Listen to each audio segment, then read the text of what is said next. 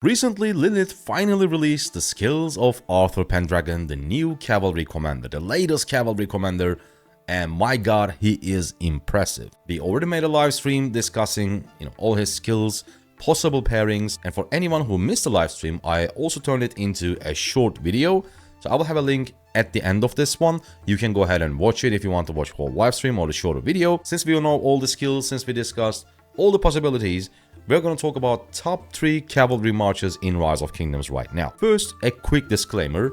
At this moment, we don't have the second cavalry commander, which is going to be available with MGE. However, usually that MGE commander is not going to be super ideal for field fighting because Arthur, he's not for rallies, he's not for garrison, he's purely for field fighting. But the MGE commander, of course, it will have synergies with Arthur because it will also be a combo attack cavalry commander.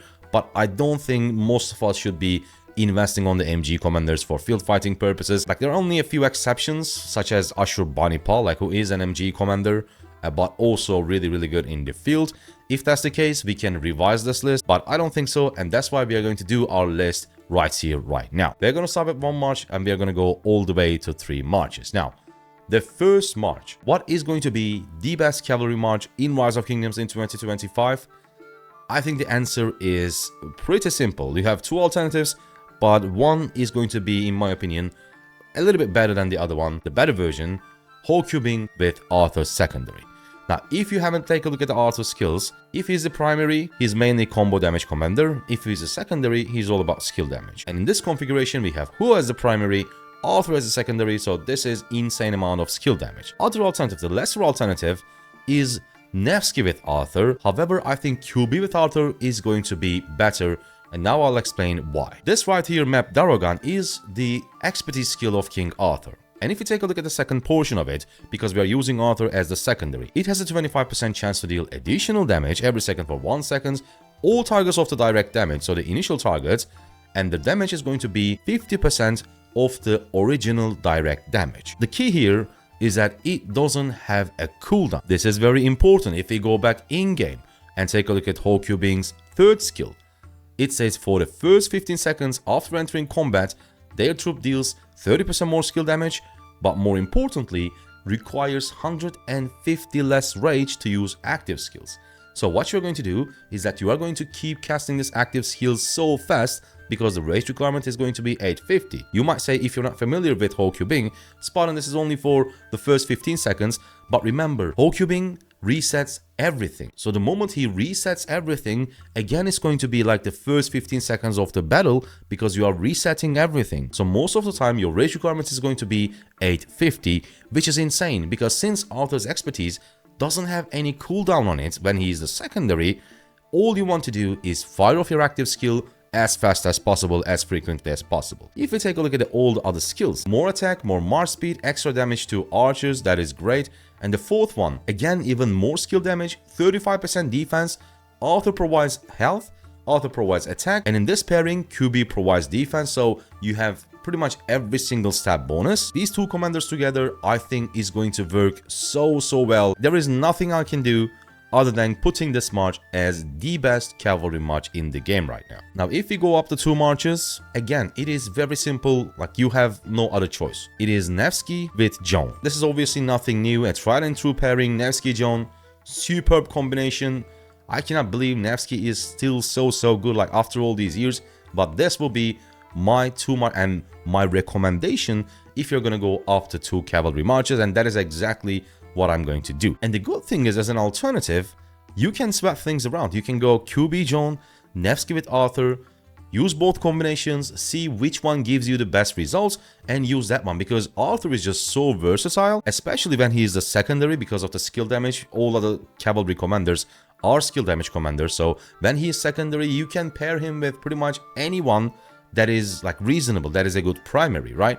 So you can go QB Arthur, Nevsky Joan, or you can go QB Joan, Nevsky with Arthur. Both pairings are going to work incredibly well. Things get a little bit tricky when we go up to 3 marches though. Here we have a few alternatives and we will go over all of them. Let's put Beli and William to the equation. So these 6 commanders are the best skill damage cavalry commanders in the game right now. Yes, you might also say that XY seems pretty good as well. Again, because of the lower race requirement, firing off active skills over and over again has AoE damage, but he's just so glass cannon. He gets targeted so fast on the field. I don't think XY is going to be viable because Arthur, it only provides 20% health. It doesn't provide a lot of tankiness. So I don't think XY with Arthur is going to be viable. So these are the 6 commanders that are absolute best Cav commanders in the game right now when it comes to skill damage. So the first thing that I see when I look at this is that there are 3 commanders who wants to be the secondary no matter what. And those are Beli, William, and King Arthur. He also needs to be the secondary because we are going with the skill damage route in this scenario. How I want to pair them is, of course, I need to find a commander that is the best third primary. Number 1 and 2 for Cavalry as the primary commanders are QB and Nevsky.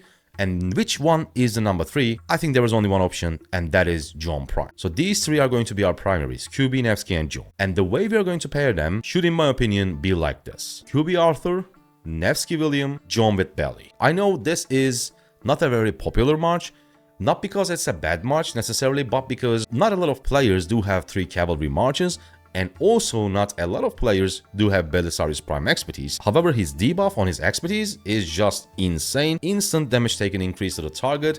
When you have multiple marches, like 4 or 5 marches, my god, a target melts.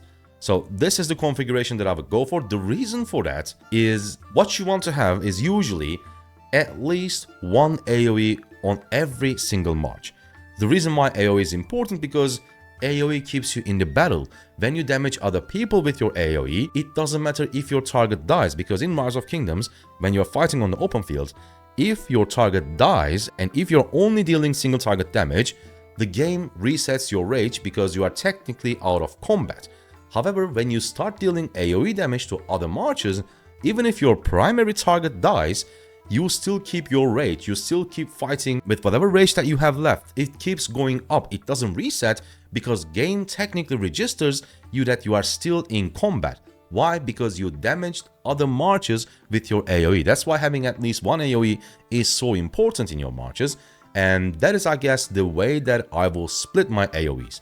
In this one, we have Arthur with the AoE damage, this one William, and this one Joan of Arc. This is like a very, very ideal 3 cavalry march combination. Another alternative that you can do with the same commanders, there is a very tried and true pairing, people are loving it lately, and it is QB and Beli. Yes, it doesn't have the AoE damage, unfortunately, both are single target damage commanders, but they synergize so well together. A lot of people are using QB with Beli, and in this case, would I pair John with King Arthur? There is a good synergy, and again it's about King Arthur's expertise, dealing 50% extra damage with a 25% chance, and that is because John's 4th skill. Because since that skill don't have a cooldown, remember Arthur's expertise when he's secondary doesn't have a cooldown, and Joan with her 1st skill casts her active skill twice every other turn.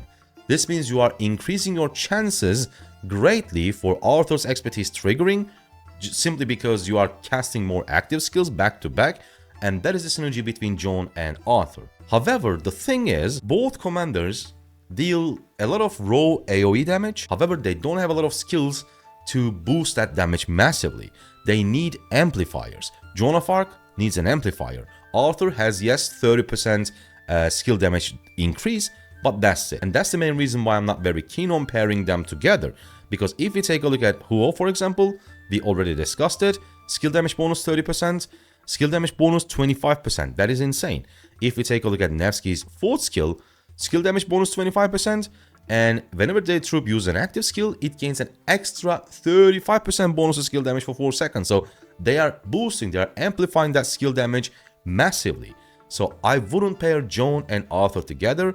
If you must, yes, you can do it, but that wouldn't be my first choice. This, I guess, makes most sense. But we have 2 more, actually 3.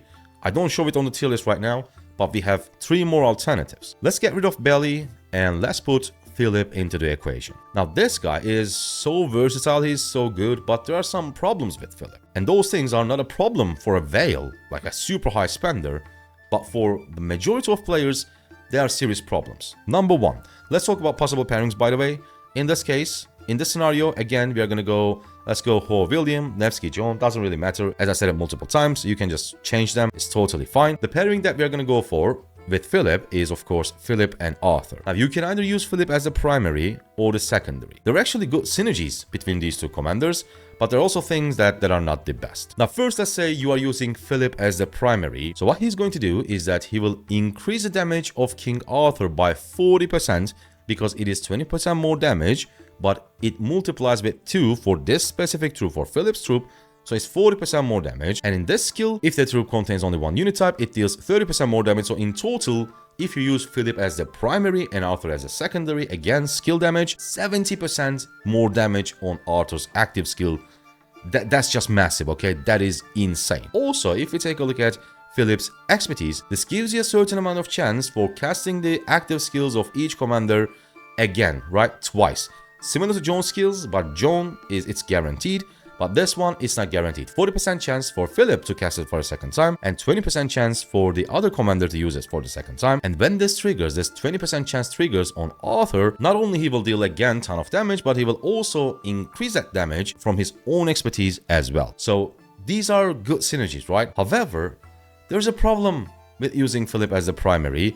And the main thing is, of course, the leadership gear. If you're going to use this guy as a primary, you have two options. You will either use a non-special talented cavalry set, because if you use a special talented cavalry set, it's going to be wasted, because obviously he's a leadership commander, not cavalry. Or you just want to have full leadership set, and let's be honest, most of us unfortunately don't have it. And also, I think cavalry is like the worst one, because it gives infantry defense, archer health, but cavalry attack. And it also provides march speed, which is way more important for archers and infantry than it is for cavalry. And on top of all that, if we take a look at Arthur's skills, the bonuses, he already provides attack and march speed, a lot of march speed actually, to cavalry units, which is the fastest troop type in the game. So if you want to use Philip as the primary, yes, there are good synergies, but there are also things that are kind of wasted and challenging, mainly, again, the leadership gear. Now, the other alternative is using Philip as the secondary and Arthur as the primary. Now, this pretty much changes everything, because now, instead of skill damage, your march is all about combo attacks. And also by doing this, you are getting rid of the leadership equipment problem, because Philip is the secondary, Arthur is the primary. You're going to use your good old cavalry gear. If you're going to use Arthur as a primary and Philip as a secondary, you are not going to get the benefit of this more damage, which is unfortunate. But what is going to happen is you're going to get a lot of benefits from this skill. Because when you turn Arthur, when you start using Arthur as the primary and turn him into a combo attack commander, he will deal a lot of extra combo attack damages. And combo attacks, extra combo attacks, can trigger things that are triggered with basic attacks. For example, this skill has a 10% chance to deal direct damage up to 3 nearby enemy troops. Damage factor is only 800, and it even gets reduced by 15% per target. However, the main thing here is reducing rage by 100 and cooldown only 3 seconds. You are going to proc this skill so much. It is going to be so annoying for your enemy, and that is why I think using Arthur as a primary, Philip as a secondary could be really good.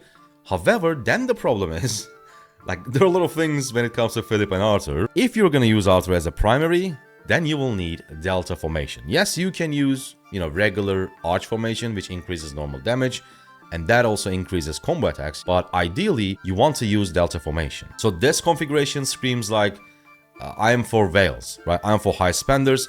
I don't recommend it for low spenders because you're going to struggle a lot.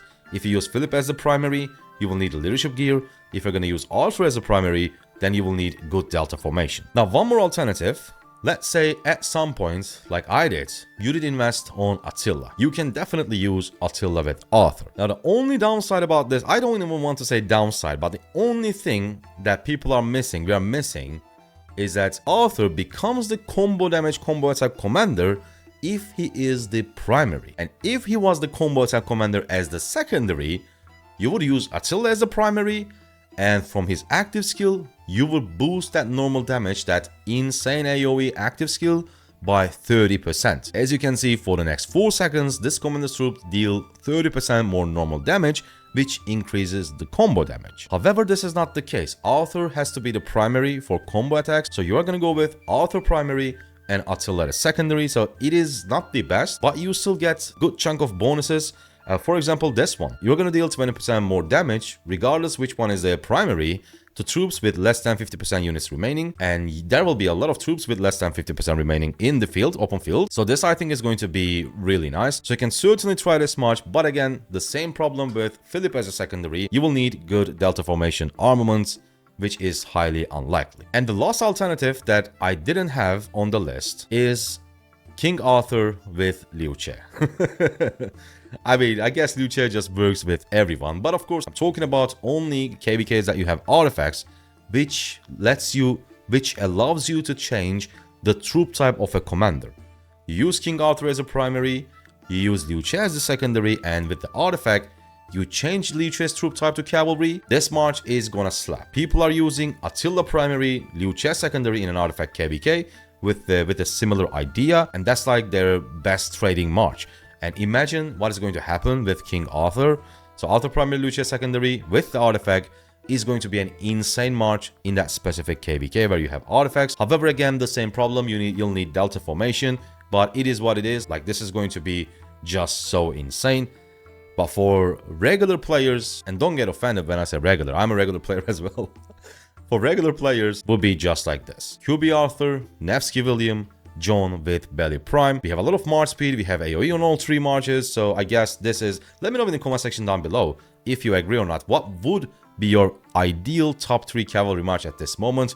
As I said at the start of the video, we haven't seen the MG commander yet, but I don't think he's going to be so good for the open field because Arthur screams. Like, he's only good for the open field. He's not good for rallies, he's not good for garrisons, and I think it's going to be the quite opposite for the MG commander. He's not going to be good for open fields. It will either be superb for rallies or garrisons, mostly rally because we have the latest archer was a garrison commander. Hope you guys liked it, hope you guys enjoyed it, and here you can see the whole discussion, the video about King Arthur where we go over his skills. So if you missed it, make sure to tap on it, and I see you there.